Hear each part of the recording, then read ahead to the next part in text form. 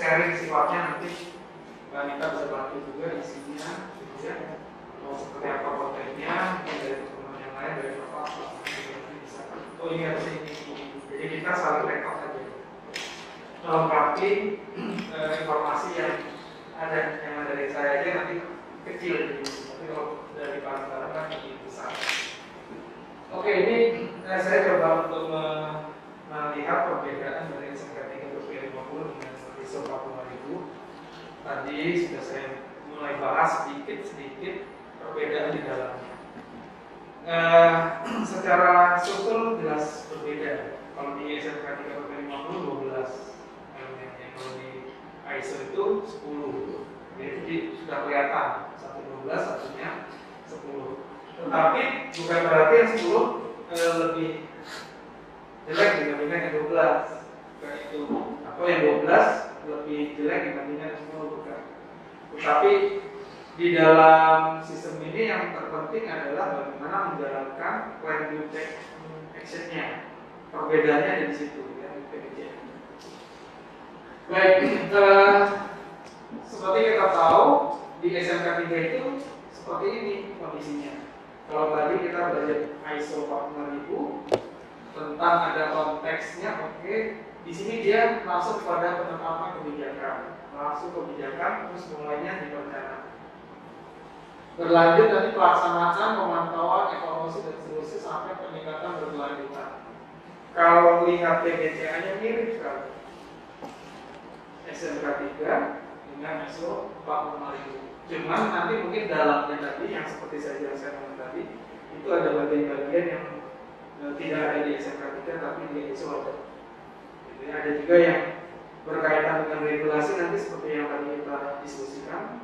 Ya, tentang regulasi itu di SMK 3 harus sekali, di ISO tidak harus sekali tapi ada gitu ya yang dipenuhi. Nah, ini yang mungkin apa namanya menjadi pembeda. Yang satu nasional, yang satu internasional. Nah kalau dilihat ini SMK 3, prinsip dasarnya adalah penetapan kebijakan, kemudian perencanaan, pelaksanaan, pemahaman, dan ini kan alurnya PDCA. Ya.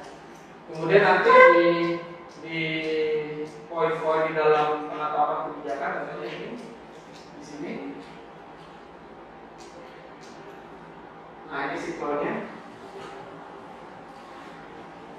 Penetapan kebijakan ketiga, penyusunan kebijakan, penetapan kebijakan, pelaksanaan, meninjau ulang kebijakan, komitmen, peran serta.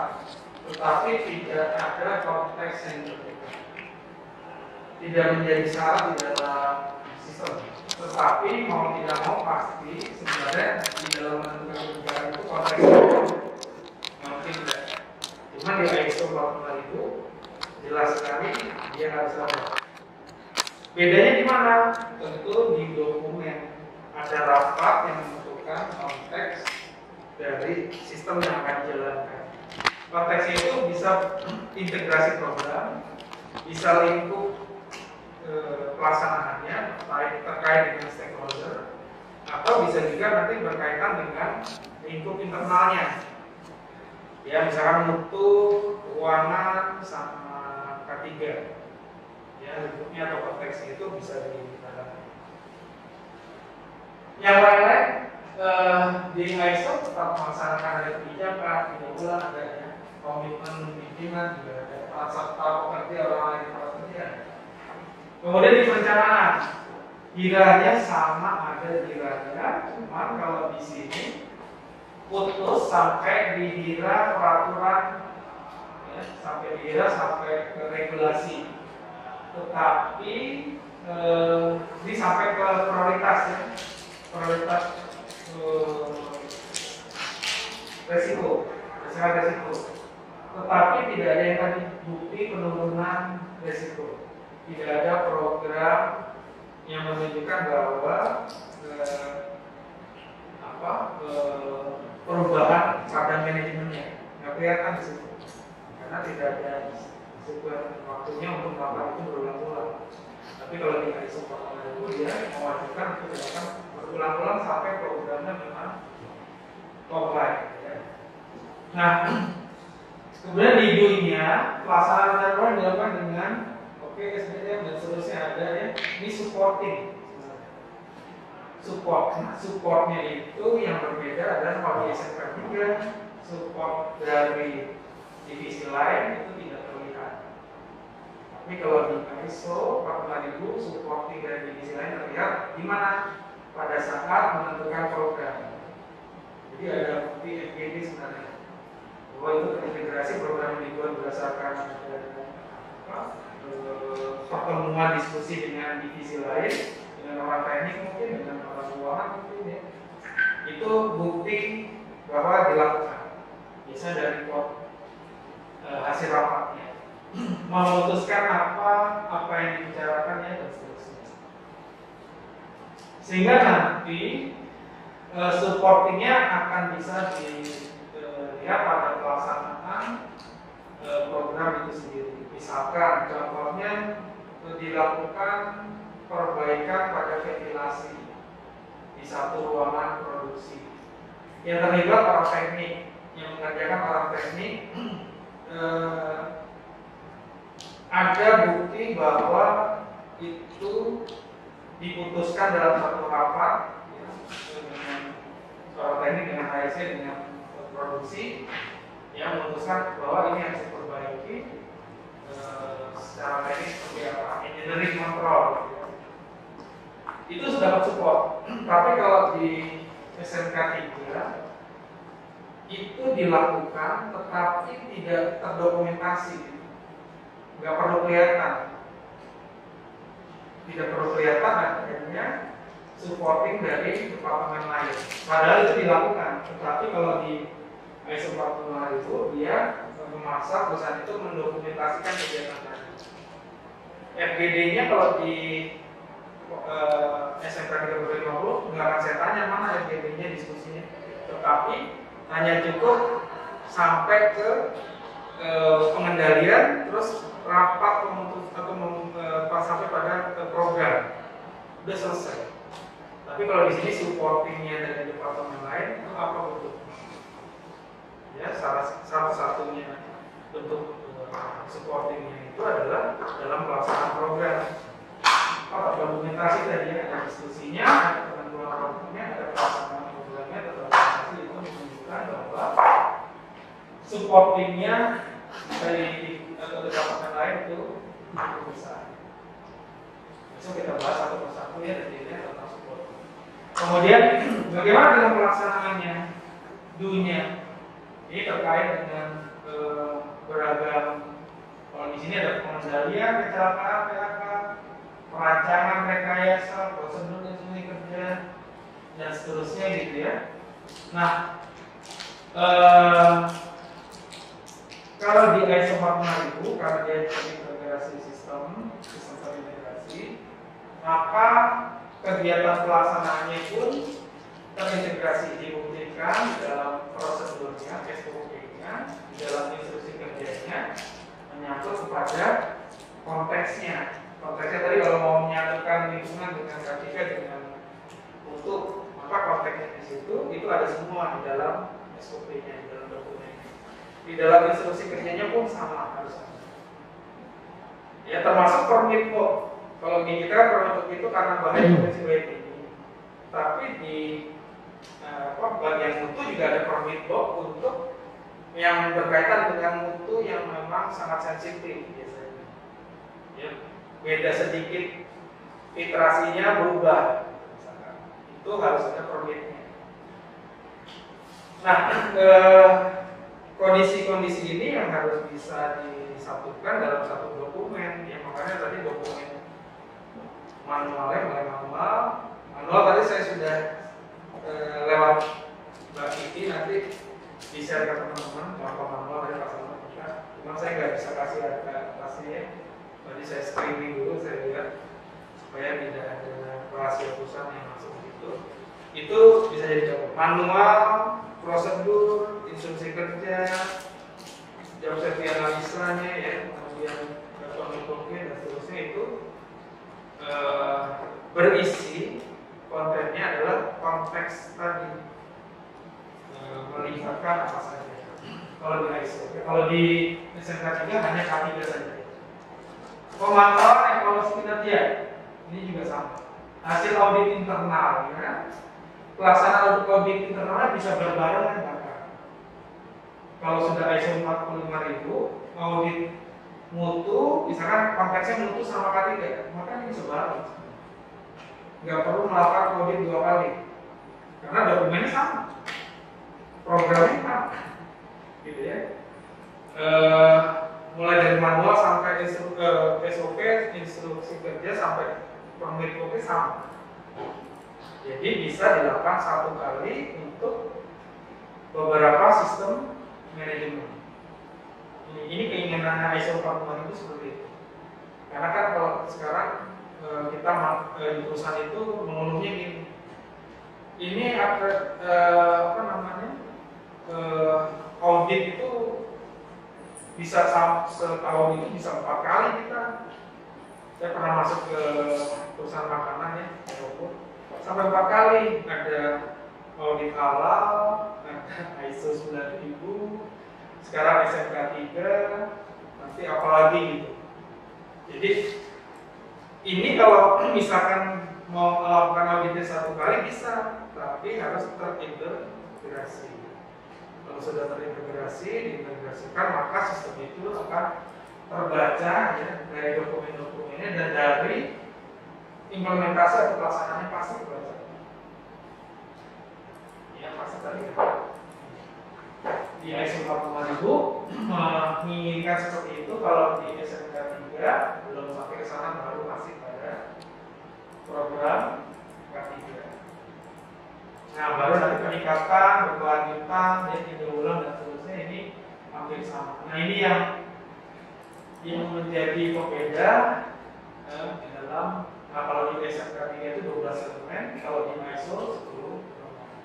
Nah, ini elemen di SMK 3 bagian 50 ada 12, sub elemen ada 44, kriterianya 166. Saya sudah share juga yang SMK 3 bagian 50 di materi, ya, nanti bisa dibaca.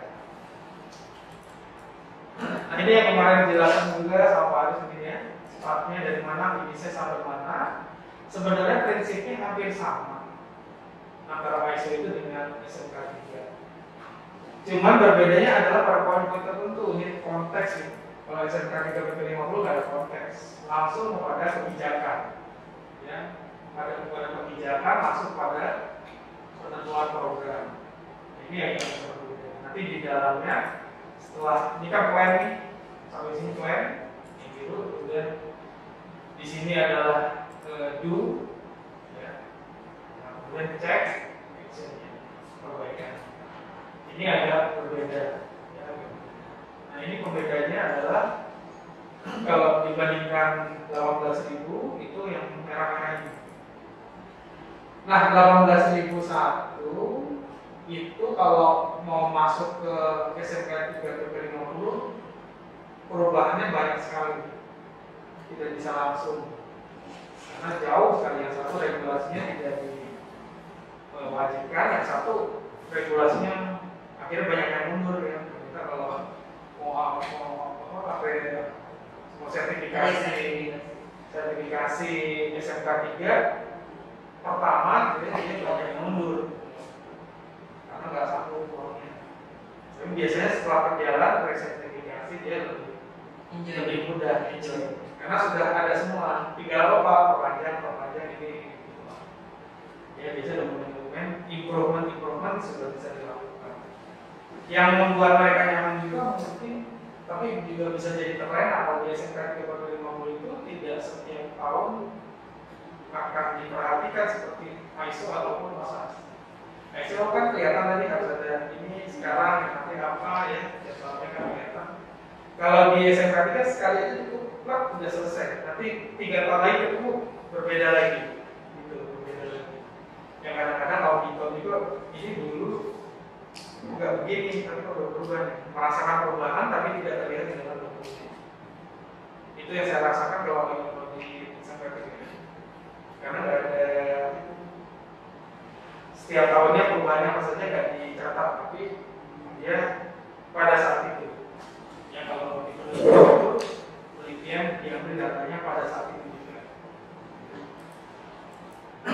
Nah, di sini tadi yang sudah ada yang merah-merah ini. Nah, kemudian bedanya ISO 45000 dengan 18001 ini ya. Jadi ada perbedaan pada struktur, jelas.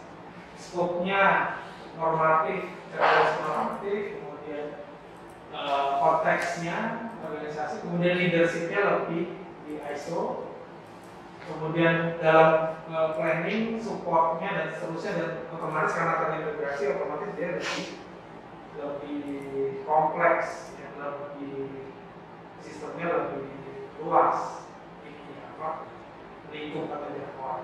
Sedangkan di OSAS itu hanya di K3-nya saja. Ya, skopnya hanya di operasional dan safety-nya saja.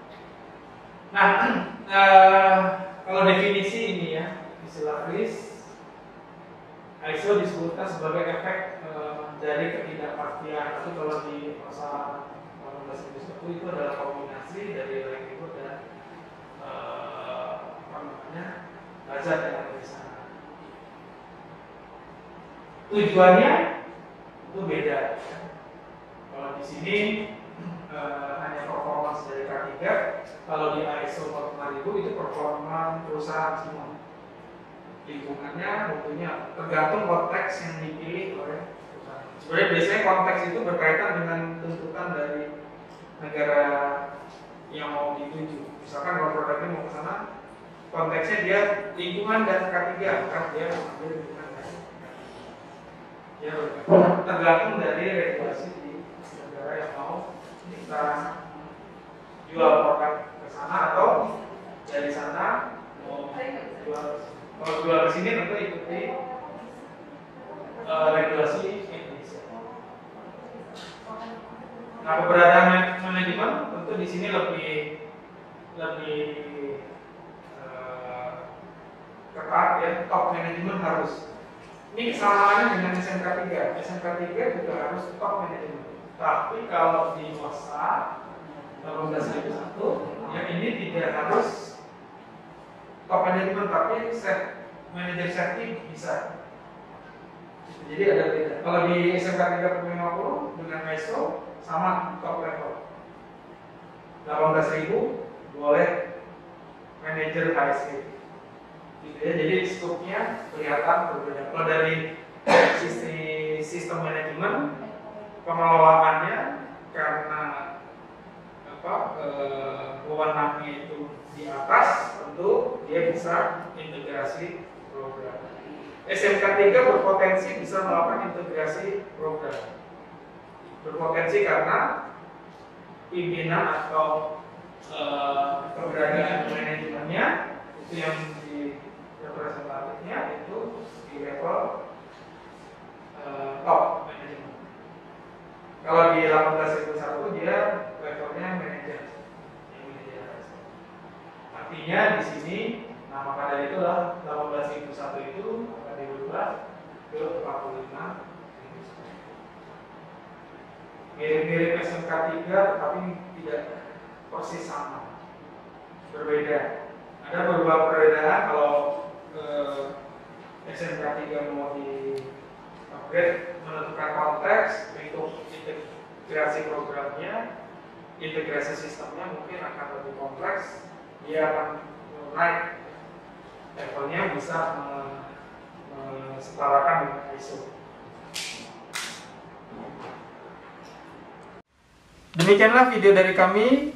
Jangan lupa like, subscribe, komen di bawah, dan aktifkan lonceng untuk melihat video-video terbaru dari kami. Terima kasih sudah menonton Dr. Safety Channel.